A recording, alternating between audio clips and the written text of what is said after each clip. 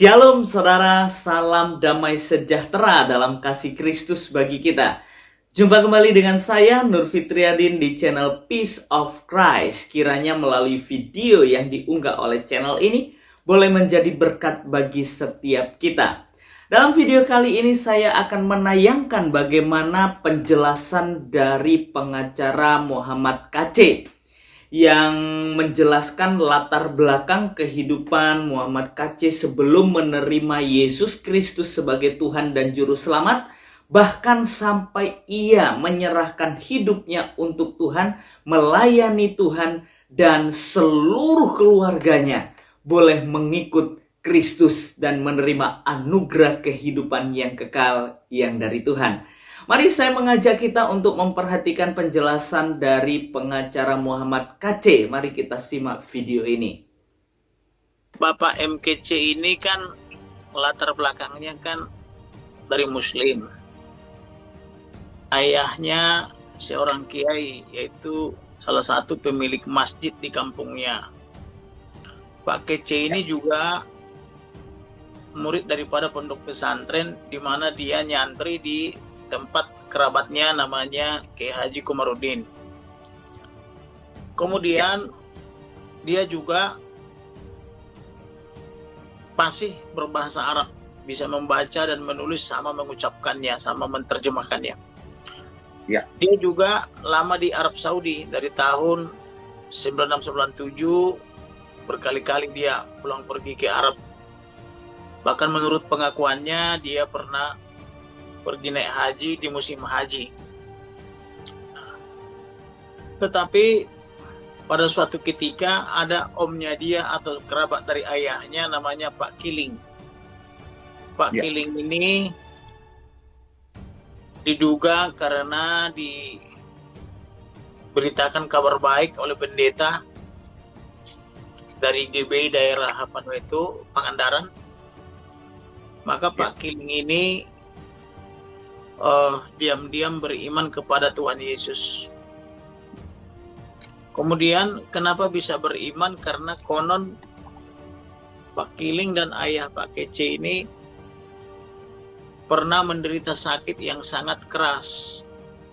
Sudah mondar-mandir ke dokter dan ke pengobatan tertentu tidak sembuh. Tetapi didoakan oleh hambanya, diduga bermarga Gultom, Pak Gultom dari GBI, maka penyakit yang sudah lama diderita itu sembuh. Kemudian ada juga cerita bahwa ada orang yang sakit, mohon maaf sudah lama dipasung kakinya karena diduga membahayakan.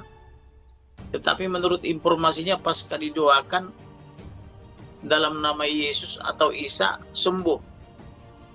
Akibatnya jadilah omnya dia ini menjadi Muslim yang beriman kepada Yesus sebagai Tuhan. Karena kalau Muslim itu kan beriman juga kepada Isa atau Yesus, tapi sebagai Nabi dan utusan, bukan sebagai Tuhan. Tapi sejak saat itu, karena ada kuasa mereka rasakan, di mana didoakan orang sakit sembuh, kemudian orang yang sakit ini dalam beberapa hari tiba-tiba bisa manjat kelapa, maka orang menjadi keheranan dan pengen tahu, atau bahasa umumnya itu jadi kepo. Ada rasa ingin tahu. Tetapi itu juga menjadi sumber masalah setelah ditanyakan bagaimana orang yang sakit ini bisa sembuh, dan mereka bersaksi membuat tetangga-tetangganya itu tersinggung. Karena dianggap mempertuhankan manusia, karena menurut ukuran iman saudara-saudara kita umat Muslim, Isa itu adalah manusia, bukan Tuhan, kan begitu. Sesuai semboyan mereka yang menyatakan bahwa Tuhan tidak beranak dan tidak diperanakkan. Atas dasar itulah maka pada tahun 2002-2003 Pak Haji Kiling ini atau Pak Kiling ini diusir dari kampung halamannya, yaitu di Limus Gede, Cimerak, Kecamatan Cimerak, Pangandaran.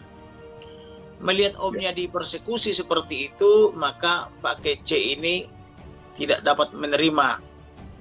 Dia pun melakukan pembelaan kepada omnya Kebetulan waktu itu dia seorang wartawan atau jurnalis. Tetapi akibat lain yang diterima, dia pun menjadi turut terusir juga dan difitnah juga dia, yaitu membagi-bagi sembako, Indomie, beras katanya untuk mempengaruhi orang supaya pindah menjadi Kristen atau Nasrani. Akhirnya rumahnya pun dibongkar dengan kekerasan. Dia pun diselamatkan oleh camat. Sejak saat itu, tahun 2002 dia tidak bisa pulang lagi. Akan tetapi, pada tahun 2014 dia bertemu dengan hambanya para pendeta dari GBI. Dia pun menjadi bertobat. Tadinya tidak percaya Yesus, MKC ini pada 2014 dibaptis di GBI. Nah, kemudian sejak dia dibaptis, dia pun sering diundang untuk bersaksi. Bersaksi di beberapa gereja, mulai dari Cikarang, Bekasi Kabupaten, Bekasi Kota, Jakarta Timur, Cempaka Putih, kemudian di Tangerang, Jakarta Barat, kemudian di mall, di hotel, hingga ke Bali sampai ke Lampung. Dia pun mendapat surat penugasan untuk penginjilan. Dia ada kartunya, 2 pengerja, ada juga sertifikasi berupa pendidikan non formal yang dia ikuti, sehingga dia dapat beberapa sertifikasi bersama istrinya. Ada SOM 100, 200 atau KOM 100, 200. Awal dia menerima Yesus sebagai Tuhan, dia juga hampir bercerai. Karena istrinya masih di Arab. Sepulang istrinya dari Arab, mengetahui dia sudah dibaptis 2014, istrinya sempat tidak menerima. Karena istrinya juga seorang ibu haji, sudah 3 kali naik haji.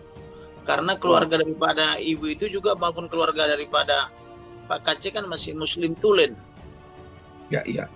Nah, kemudian semakin banyaklah keluarganya, termasuk anaknya juga menerima Yesus secara diam-diam. Jadi mereka beriman kepada Yesus, tetapi tetap tampilan sebagai Muslim. Misalnya tetap berkerudung atau tetap menampilkan diri sebagai Muslim, karena di daerah tempat mereka itu belum bisa menerima adanya perbedaan agama. Dan itu diterangkan oleh saksi-saksi juga.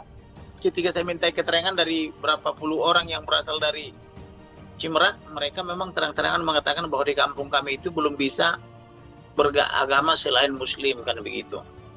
Itu sebabnya juga di pengadilan Pak KC memohon maaf kepada Ketua MUI, dalam hal ini kepada Bapak Dr. Khalil Nafis, kemudian kepada Bapak Dr. Ain Zainuddin dari NU, kemudian kepada Bapak Kiai Haji Otong dari Pangandaran.